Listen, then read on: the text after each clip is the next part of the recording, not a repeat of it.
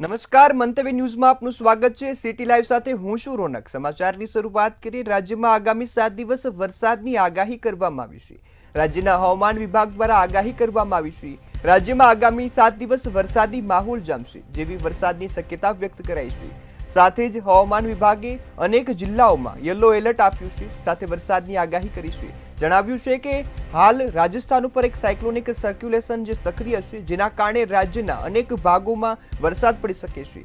સાથે જ આગામી 24 કલાક રાજ્યમાં ભારેથી અતિભારે વરસાદની આગાહી કરવામાં આવી છે। ત્યારે એક સાથે બે સિસ્ટમ સક્રિય થતા રાજ્યમાં વરસાદી માહોલ જામ્યો છે અને આ સાથે જ રાજ્યના અનેક જિલ્લાઓમાં હજુ પણ આગામી સમયમાં વરસાદ પડશે તેવી શક્યતા વ્યક્ત કરાઈ છે। ત્યારે આગામી 5 દિવસ મુસાફરોને જે માછીમારો છે તેમનો દરિયો ન ખેડવા માટે સૂચના આપવામાં આવી છે। આગામી 5 દિવસ સુધી પવનની ગતિ તેજ રહેશે, જેના કારણે અનેક જે માછીમારો છે તેને દરિયામાં ન જવા સૂચના આપવામાં આવી છે। સાથે જ અમદાવાદ અને ગાંધીનગરમાં ભારે વરસાદની આગાહી કરવામાં આવી છે। હાલ અમદાવાદ અને ગાંધીનગરમાં વરસાદની શરૂઆત થઈ છે। આ સાથે જ હવે વધુ વરસાદ પડશે તેવી શક્યતા વ્યક્ત કરાઈ છે। ત્યારે હવામાન વિભાગે જણાવ્યું છે કે હાલ બે જે સિસ્ટમ છે તે સક્રિય છે, જેના કારણે રાજ્યમાં વરસાદી માહોલ જામશે। રાજસ્થાન ઉપર સાયક્લોનિક સર્ક્યુલેશન સક્રિય છે, જેના કારણે રાજ્યમાં વરસાદી માહોલ જામશે અને વરસાદ લાવશે। સાથે જ 7 દિવસ સુધી વરસાદી માહોલ રહે તેવી શક્યતા વ્યક્ત કરી છે। તો આગામી 24 કલાક રાજ્યમાં ભારેથી અતિભારે વરસાદની સંભાવના વ્યક્ત કરવામાં આવી છે। ત્યારે હાલ આજે અરવલ્લી સહિત અનેક વિસ્તારોમાં વરસાદની શરૂઆત થઈ ચૂકી છે। વરસાદે ધબધબાટી બોલાવી છે અને તોફાની બેટિંગ સાથે અનેક વિસ્તારો છે તેને પાણી કરી દીધા છે। ત્યારે હજુ પણ આગામી 24 કલાક સુધી રાજ્યના અનેક ભાગોમાં અતિથી અતિભારે વરસાદની જે શક્યતા વ્યક્ત કરાઈ છે, જેને લઈ આગામી 5 દિવસ જે માછીમારો છે તેમને દરિયો ન ખેડવા માટે સૂચના આપવામાં આવી છે। સાથે જ આગામી દિવસોમાં અમદાવાદ અને ગાંધીનગરમાં ભારે વરસાદની શક્યતા છે। આ ભારે વરસાદની શક્યતાને વ્યક્ત કરતા હવામાન વિભાગે જણાવ્યું છે કે રાજ્યના અનેક વિસ્તારોમાં આગામી 7 દિવસમાં વરસાદી માહોલ જામશે। ત્યારે આ વરસાદી માહોલ બાદ રાજ્યના અનેક જે વિસ્તારો છે તેમાં જળબંબાકારની સ્થિતિ સર્જાશે તેવી પણ આગાહી કરવામાં આવી છે। રાજ્યમાં હાલ વરસાદી જે ચોમાસાની શરૂઆત થઈ છે, આ ચોમાસાની શરૂઆત સાથે અનેક વિસ્તારોમાં ભારેથી અતિભારે વરસાદ ખાબક્યો છે। આ વરસાદે સમગ્ર ગુજરાતને પાણી કરી દીધું છે।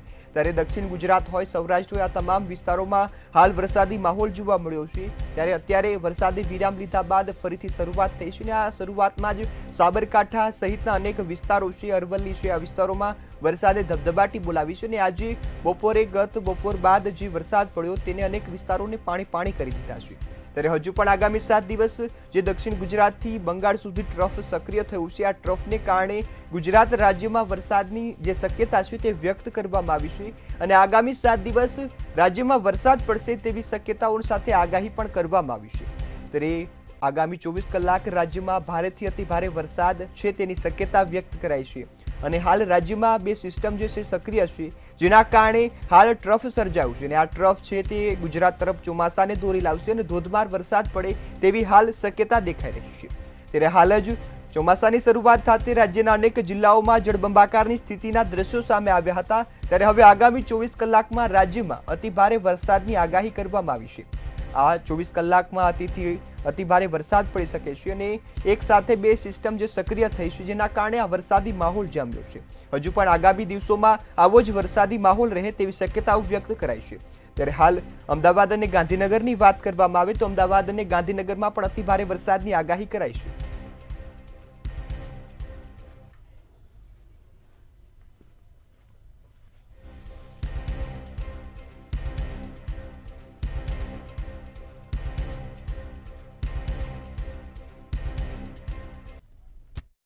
હવામાન વિભાગ દ્વારા આગામી 7 દિવસ રાજ્યમાં વરસાદને લઈને આગાહી કરવામાં આવી છે, જેમાં આજે અમદાવાદ અને ગાંધીનગરમાં જે ઓરેન્જ એલર્ટ છે તે પણ આપવામાં આવ્યું છે। સાથે સાથે માછીમારોને પણ 5 દિવસ જે દરિયો ન ખેડવાની પણ સૂચના આપવામાં આવી છે, કારણ કે ગુજરાતમાં બે જે સિસ્ટમ છે તે સક્રિય થઈ છે। એક જે સિસ્ટમ છે તે અપર એર સર્ક્યુલેશન છે તે સક્રિય થયું છે અને બીજું જે ઉત્તર પૂર્વના ભાગોમાં પણ એક સિસ્ટમ છે તે સક્રિય થઈ છે અને જેના લીધે જે ભારે વરસાદની આગાહી છે તે હવામાન વિભાગ દ્વારા કરવામાં આવી છે। સાથે સાથે 22 અને 23 તારીખે પણ જે ગુજરાતના કેટલાક એવા જિલ્લાઓ છે કે જ્યાં ભારે વરસાદ પડવાની જે આગાહી છે તે પણ કરવામાં આવી છે। સૌરાષ્ટ્ર અને કચ્છના પણ અનેક જે જિલ્લાઓ છે ત્યાં ભારે વરસાદની આગાહી હવામાન વિભાગ દ્વારા કરવામાં આવી છે, કારણ કે આજે 2 સિસ્ટમ સક્રિય થઈ છે અને તેના જ લીધે જે ભારે વરસાદ છે તે ગુજરાતમાં પડશે। સાથે સાથે અમદાવાદ અને ગાંધીનગરમાં પણ જે આગામી દિવસોમાં હજુ પણ જે ભારે વરસાદ છે તે પડવાની જે શક્યતા છે। સાથે સાથે જો પવનની ગતિની વાત કરવામાં આવે તો પવનની ગતિ છે તે પણ જે 40થી લઈને 50 કિલોમીટરની ઝડપે જે પવન છે તે પણ ફૂંકાશે અને તેના જ લીધે જે દરિયામાં જે કરંટ છે તે ઉદ્ભવવાના કારણે માછીમારીઓને જે દરિયો છે તે ન ખેડવાની સૂચના આપવામાં આવી છે। સાથે જે અંબાલાલ પટેલ દ્વારા પણ જે આગામી રથયાત્રાના દિવસે પણ જે વરસાદ પડવાની આગાહી છે તે કરવામાં આવી છે અને હજુ પણ જે ધોધમાર વરસાદ જે રાજ્યમાં પડશે તેવી આગાહી પણ હવામાન વિભાગ અને અંબાલાલ પટેલ દ્વારા વ્યક્ત કરવામાં આવી છે। જી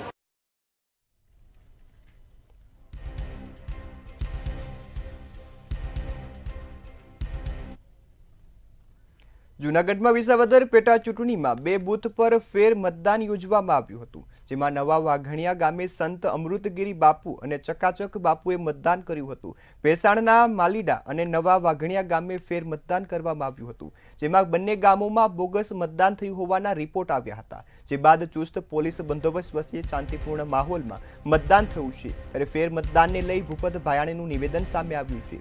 એમણે જીતની આશા વ્યક્ત કરી હતી અને સવારે 7 વાગ્યાથી 3 વાગ્યા સુધીમાં 72.42% જે મતદાન છે તે નોંધાયું છે।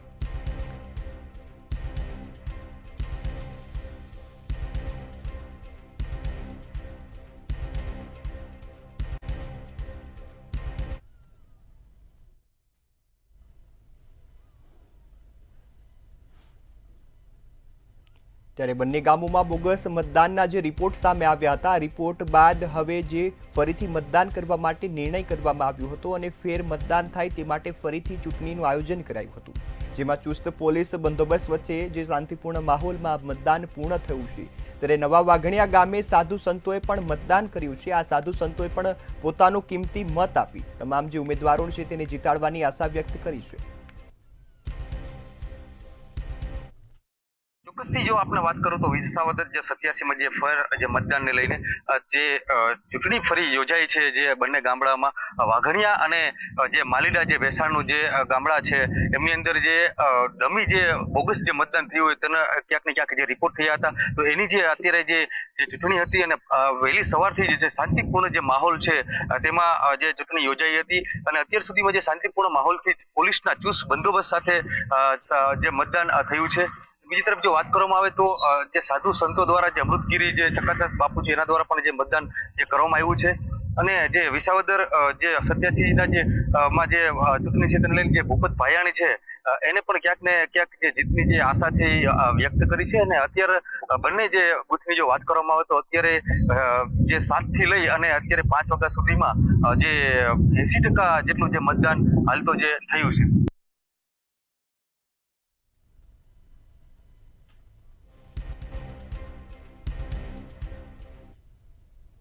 મહેસાણાના જોટાણામાં નકલી જીએસટી અધિકારીઓ પકડાયા હોવાનો મામલો સામે આવ્યો છે। ન્યૂ બેસ્ટ પ્રાઇઝ નામની કંપનીમાંથી આ દુકાનમાં ખોટી ઓળખ આપી હોય તેઓએ રૂપિયાની માંગણી કરી હતી, તેમજ જીએસટી અધિકારીની ઓળખ આપી કાર્યવાહીની ધમકી પણ આપી હતી।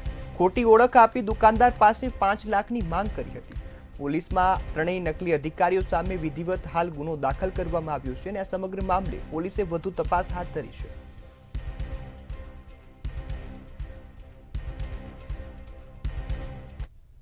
મહેસાણાના જોટાણાની અંદર નકલી જીએસટી અધિકારી પકડાયા છે। જે જીએસટી અધિકારીનું નામ લઈને એક વેપારીના ત્યાં ઘૂસી ગયા હતા અને વેપારી દ્વારા ઇસ્માઇલ જે વેપારી હતો ન્યૂ બેસ્ટ પ્રાઇઝ નામની દુકાનનો તપાસમાં આવ્યા જીએસટી અધિકારીની ઓળખ આપી હતી અને જે દુકાનદાર હતો તેના પાસે 5 લાખ રૂપિયા જેટલી માતબર રકમની માંગણી કરવામાં આવી હતી અને જીએસટી અધિકારીની ઓળખ આપી કાયદેસરની કાર્યવાહી કરવાની ધમકી પણ આપવામાં આવી હતી। ત્યારબાદ જે ઇલિયાસ નામ માલિક હતા, દુકાન માલિક, તેને હાલમાં તો વેપારીને ધાક ધમકી આપી હતી અને જે જીએસટી અધિકારીની સિદ્ધિ દવે પટેલ શર્મિલા અને પટેલ કિરણને ખોટી ઓળખ આપી હતી અને જીએસટી અધિકારી તરીકે ખોટી ઓળખ આપી દુકાનદાર પાસે 5 લાખ રૂપિયા જેટલી માતબર રકમ માંગવામાં આવી હતી અને ત્યારબાદ સાંથલ પોલીસ સ્ટેશનમાં ઇલિયાસ દ્વારા વેપારી દ્વારા જે પોલીસ ફરિયાદ પણ કરવામાં આવી હતી ને પોલીસ ફરિયાદ કરી તપાસમાં શર્મિલા પટેલની મહિલાની પાસેથી વીકલી પેપરનું પણ એક આઈ કાર્ડ પણ મળી આવ્યું હતું અને પોલીસે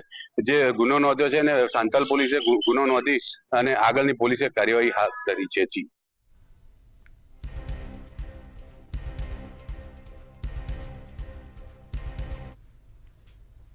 તો વડોદરામાં નકલી બર્થ સર્ટિફિકેટ મળવાનો સિલસિલો હજુ પણ યથાવત જોવા મળ્યો છે. 24 કલાકમાં વધુ એક વોર્ડમાંથી બીજું નકલી બર્થ સર્ટિફિકેટ મળી આવ્યું છે.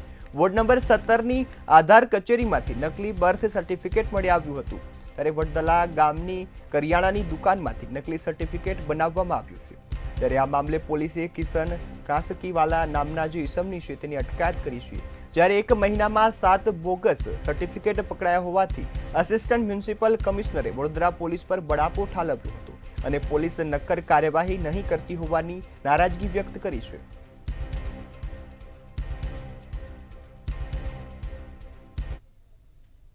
ચોક્કસથી સમગ્ર ગુજરાતમાં હવે આ નકલી શબ્દ એ ખરેખર નકલી થઈ ગયો હોય ને એમ લાગી રહ્યું છે, કેમ કે ગુજરાતમાં જે પ્રકારે નકલી કચેરીઓ મળે છે, નકલી અધિકારીઓ મળે છે, નકલી પ્રમાણપત્રો મળે છે, એ જ રીતે વડોદરાની અંદર પણ છેલ્લા 24 કલાકની અંદર 2 થી વધારે નકલી જન્મના પ્રમાણપત્રો સામે આવ્યા છે. અલબત્ત છેલ્લા 1 મહિનામાં 7 જેટલા ગંભીર કહી શકાય તેવા પ્રકારના આ પેપર્સ નકલી સ્વરૂપે જ્યારે સામે આવ્યા હોય છે, ત્યારે મહાનગરપાલિકાના આસિસ્ટન્ટ મ્યુનિસિપલ કમિશનર સમીપ જોશીએ આજે એમ પણ કહી દીધું કે હવે મને પોલીસ પર વિશ્વાસ રહ્યો નથી. લગભગ 7 જેટલા પ્રમાણપત્રો જે નકલી છે એ પકડાયા બાદ સમીપ જોશી દ્વારા વારંવાર પોલીસ વિભાગને પણ રજૂઆત કરવામાં આવી છે કે આ પ્રકારના જે સર્ટિફિકેટ ઝેરોક્સ દુકાનોમાં બનાવવામાં આવે છે, સાયબર કેફેમાં બનાવવામાં આવે છે, કે કોઈ ચોક્કસ તત્વ આ પ્રકારની જે કામગીરી કરે છે એ તત્વોની સામે કાર્યવાહી કરવામાં આવે, તેમને જબ્બે કરવામાં આવે, તેમને કડકમાં કડક સજા આપવામાં આવે, કેમ કે આ તમામ કાગળો જે છે એ કાગળો ક્યાંક ને ક્યાંક ભારત દેશની નાગરિકતાને સાબિત કરવા માટેના હોય છે. ત્યારે આ પ્રકારના જે અગત્યના કહી શકાય તેવા કાગળિયા જોડે ચેડા થાય, તેની સાથે ફોર્જરી કરવામાં આવે અને છેતરપિંડી વાળા આ કાગળો જ્યારે અરજદાર પાસે જાય ત્યારે અરજદાર સામે ગુનો નોંધાય છે. કેમ કે અરજદાર મહજ થોડાક રૂપિયા આપીને આ પ્રકારના પેપર્સ તો લઈ લે છે, પરંતુ તેને ખબર નથી હોતી કે તે કોઈ ગંભીર ગુનામાં આ પ્રકારે સંડોવાય છે. ભારત સરકારના મહત્વના કહી શકાય તેવા જન્મના દાખલા, મરણના દાખલા અને એને રિલેટેડ અન્ય અંગત કાગળો, અગત્યના કાગળો અને તે પણ નકલી સ્વરૂપે જ્યારે રજૂ કરવામાં આવતા હોય અને એ નકલી સાબિત થતા હોય છે, ત્યારે સ્વાભાવિક છે કે સત્તાધીશો દ્વારા જેને આ રજૂ કર્યા હોય એ અરજદારો સામે ફોજદારી કાર્યવાહી કરવામાં આવે છે. આજે બનેલી ઘટનાની જો વાત કરીએ તો વોર્ડ નંબર 17 ની અંદર કાસકા વેચવાનો ધંધો કરનાર ગરીબ પરિવારે 500 રૂપિયાની અંદર તિરુવનંતપુરમની મહાનગરપાલિકાના સિક્કા સાથેનું નકલી જન્મનું પ્રમાણપત્ર બનાવ્યું હતું, જે વડોદરા મહાનગરપાલિકાના જે આસિસ્ટન્ટ મ્યુનિસિપલ કમિશનર છે સમીપ જોશી એને પકડી પાડ્યું હતું. અલબત્ત જે કોમ્પ્યુટર ઓપરેટર છે, ઓપરેટર દ્વારા આ સમગ્ર મામલે એએમસી નું ધ્યાન દોરવામાં આવ્યું હતું. આસિસ્ટન્ટ મ્યુનિસિપલ કમિશનર દ્વારા આની તલસ્પર્શી તપાસ કરીને અરજદારને પૂછપરછ કરતા ચોંકાવનારો ખુલાસો થયો હતો, જેમાં મહદ 500 રૂપિયાની કિંમતમાં 2 યુવતીઓ પાસેથી આ કાસકા વેચનાર પરિવાર દ્વારા, એનું નામ કિશન અને પ્રીતિ નામના આ 2 માતા પિતાએ પોતાના બંને બાળકોના જન્મના દાખલા બનાવડાવ્યા હતા. 500 રૂપિયામાં મળી આવેલા 2 જન્મના દાખલાના આધારે તેઓ વોર્ડ નંબર 17ની કચેરીમાં આધાર કાર્ડ કરાવવા માટે આવ્યા હતા, જ્યાં આ નકલી જન્મનું પ્રમાણપત્ર હોવાનું બહાર આવ્યું હતું. અલબત્ત કાયદાકીય રીતે આ અરજદાર જ આરોપી બન્યા હતા અને કિશનને આજે પોલીસ સ્ટેશનના પગથિયા ઘસવાનો વારો આવ્યો છે. આ સમગ્ર મામલે વડોદરા મહાનગરપાલિકાએ પણ ચિંતા કરવાનો વિષય છે, કેમ કે જન્મના પ્રમાણપત્ર, મરણના પ્રમાણપત્ર આ ખૂબ અગત્યના ડોક્યુમેન્ટ છે. ત્યારે પાલિકાના સત્તાધીશો પણ પોલીસ વિભાગને જરૂરી કાર્યવાહી કરવા માટે સૂચના આપે, તેમને વિનંતી કરે કે હવે નજીકમાં જે બનાવો બન્યા છે તેને ધ્યાનમાં રાખીને પણ પોલીસ આવા તત્વો સામે કડકમાં કડક કાર્યવાહી કરે તેવું પાલિકાના સત્તાધીશો પણ ઈચ્છી રહ્યા છે. જી.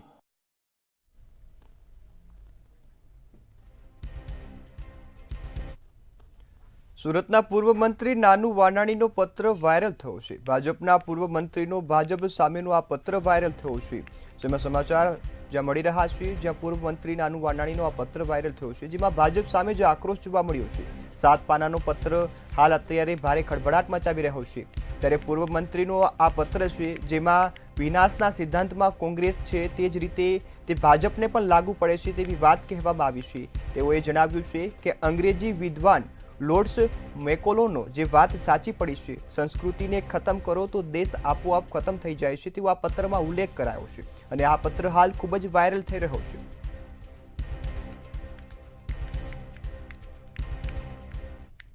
ભાજપના સંસ્કારો બદલાઈ રહ્યા છે.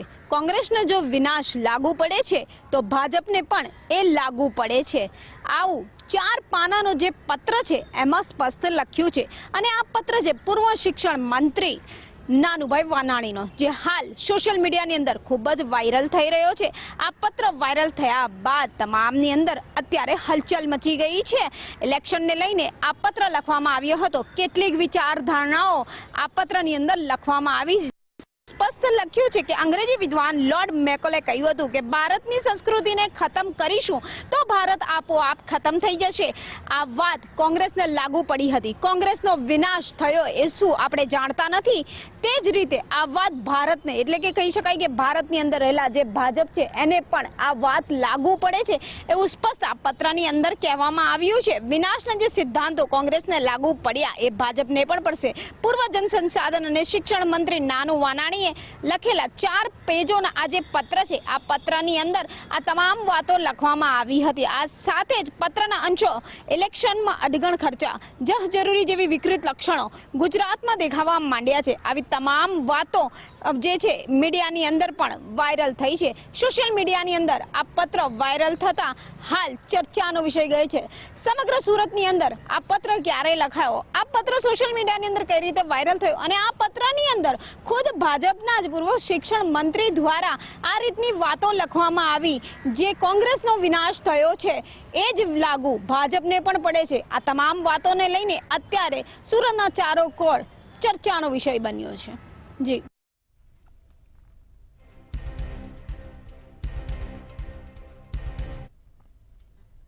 જામનગરમાં વિકાસની ખામીઓને લઈ એબીવીપી દ્વારા વિરોધ કરવામાં આવ્યો છે અને નારાજગી વ્યક્ત કરાઈ છે. અખિલ ભારતીય વિદ્યાર્થી પરિષદ દ્વારા વિકાસની પોર્ટલમાં જે ખામીઓ છે તેને લઈ વિરોધ દર્શાવવામાં આવ્યો છે અને આવેદનપત્ર અપાયું છે. તેમણે જણાવ્યું છે કે આ જે ખામીઓ છે તેને જલ્દીથી દૂર કરવામાં આવે, કારણ કે આ ખામીઓને કારણે વિદ્યાર્થીઓ હેરાન થઈ રહ્યા છે. કારણ કે આ ખામીઓને કારણે વિદ્યાર્થીઓ સાથે અન્યાય થયો છે. ત્યારે કલેક્ટર કચેરીએ એબીવીપી દ્વારા કાર્યકરોએ રજૂઆત કરી છે અને આ ખામીઓને જલ્દીથી જલ્દી દૂર કરવામાં આવે તેવી માંગ કરી છે. આ ખામીઓને કારણે વિદ્યાર્થીઓને અન્યાય થઈ રહ્યો છે અને આ વિદ્યાર્થીઓના જે ન્યાય છે તે મળતો નથી. વિદ્યાર્થીઓ પોતાના હક ગુમાવે છે, જેના કારણે તેઓને હવે પ્રાઇવેટ યુનિવર્સિટીઓમાં પણ જે એડમિશન લેવાની ફરજ પડી છે. ત્યારે જલ્દીથી જલ્દી આ ખામીઓને દૂર કરી અને યોગ્ય કાર્યવાહી થાય તેવી હવે એબીવીપી દ્વારા માંગ કરાઈ છે.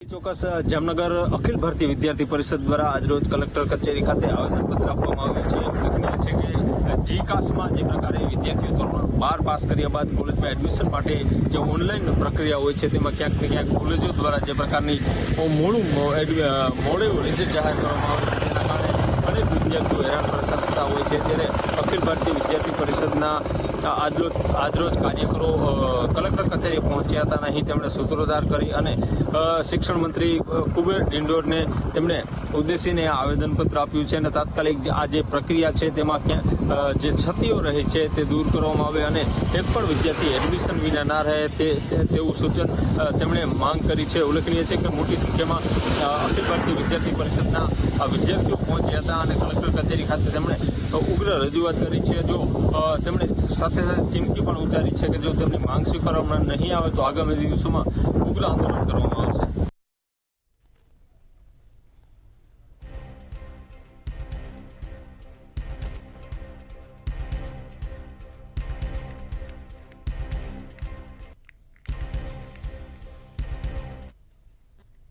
રાજકોટમાં કોરોનાની નવી લહેર આવી તેને 1 મહિનો પૂર્ણ થયો છે. ત્યારે રાજકોટ શહેરમાં આજે વધુ 5 નવા પોઝિટિવ કોરોનાના કેસ નોંધાયા છે. આજે 9 દર્દીઓ કોરોના મુક્ત જાહેર થતા હવે કુલ 165 દર્દીઓને કોરોનાથી માહત આપી છે. ત્યારે હાલમાં શહેરમાં માત્ર 41 સક્રિય કેસ છે, જેમાંથી માત્ર 1 દર્દી હોસ્પિટલમાં સારવાર હેઠળ છે અને બાકીના 40 દર્દીઓ છે તે હોમ આઇસોલેશનમાં રાખવામાં આવ્યા છે. અત્યાર સુધીમાં 206 કુલ કેસ નોંધાયા છે. આ પૈકી 76 દર્દીઓ 20 થી 39 વર્ષની વયના યુવાનો છે.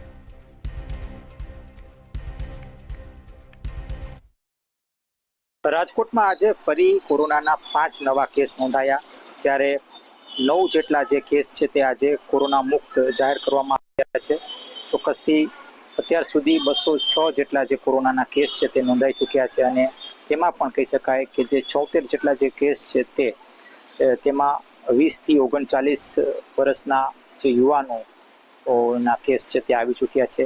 ત્યારે આ એક ગંભીર બાબત છે અને ખાસ હાલ અત્યારે એક જે દર્દી છે તે હોસ્પિટલમાં દાખલ છે અને બાકીના જે 40 જેટલા જે દર્દી છે તે હોમ આઇસોલેશનમાં પોતાની સારવાર લઈ રહ્યા છે. ખાસ કોરોના ખૂબ જ ગંભીર પ્રકારની જે રોગચાળો છે અને ખાસ આને જ લઈને ક્યાંક રાજકોટ મહાનગરપાલિકાનું જે આરોગ્ય તંત્ર છે તે લોકોને સજાગ રહેવા માટે અવારનવાર જે એક માહિતી છે તે પહોંચાડતું રહ્યું છે. ત્યારે આગામી સમયમાં પણ કોરોનાને હલકામાં ન લેવું આ પ્રકારની પણ વાત આરોગ્ય તંત્ર કરી રહ્યું છે. ત્યારે હાલ કોરોનાના કેસ દિન પ્રતિદિન વધી રહ્યા છે, ત્યારે સજાગ અને જાગૃત રહેવાની હાલ અપીલ રાજકોટ મહાનગરપાલિકા દ્વારા કરવામાં આવી રહી છે.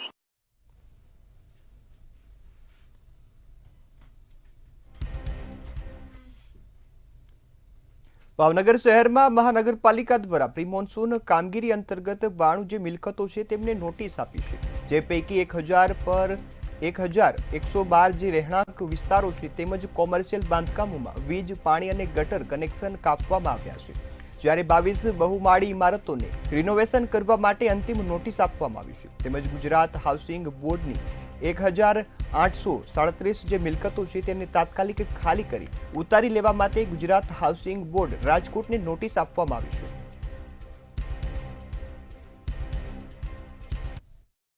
જી ચોક્કસ, ભાવનગર તંત્રમાં જે રીતના કામગીરી થઈ રહી છે, સંકલનનો અભાવ છે, તેના કારણે ચોક્કસ આમ જનતા છે તે પરેશાન થઈ છે તેવો કિસ્સો સામે આવ્યો છે. ભાવનગર શહેરની અંદર હાઉસિંગ બોર્ડની જે ઇમારતો છે તે ઇમારતો ખખડધજ બની છે, પરંતુ મહાનગરપાલિકા માત્ર નોટિસ આપીને સંતોષ મનાવે છે, તો સામે હાઉસિંગ બોર્ડ પણ જે રહીશો છે તેમને નોટિસ આપીને સંતોષ માને છે. અનેક ઇમારતો છે તે કહી શકાય કે અર્ધ પડેલી હાલત છે, જેમાં કોઈ રહેતું નથી, પરંતુ આ ઇમારત છે તે જમીનદોસ્ત કરવા માટેની કામગીરી છે તે હાથ ધરવામાં નથી આવતી.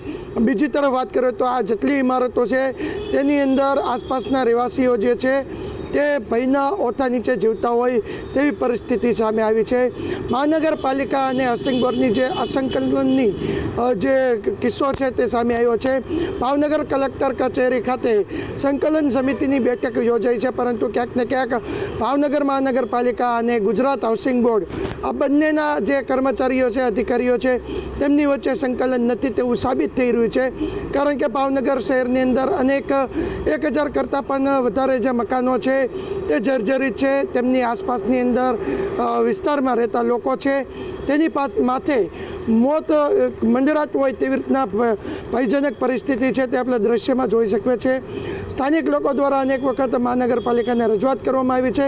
મહાનગરપાલિકા આમ જે ખાનગી ઇમારતો છે તેમને પાડી દેવા અથવા તો તેમની ઉપર પગલાં લેવા માટે સખત કાર્યવાહી કરે છે, પરંતુ ગુજરાત સરકારનું જે અન્ય કચેરી છે હાઉસિંગ બોર્ડ તેની વિરુદ્ધમાં કામગીરી નથી કરવામાં આવતી, એટલે કે કોઈ પગલાં લેવામાં નથી આવતી.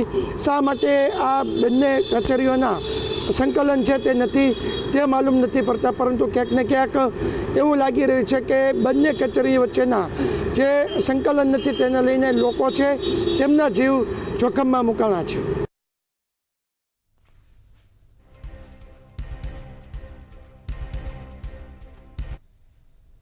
હાલ સિટી લાઈવમાં આટલું જ. વધુ સમાચારની અપડેટ માટે જોતા રહો મંતવ્ય ન્યૂઝ. નમસ્કાર.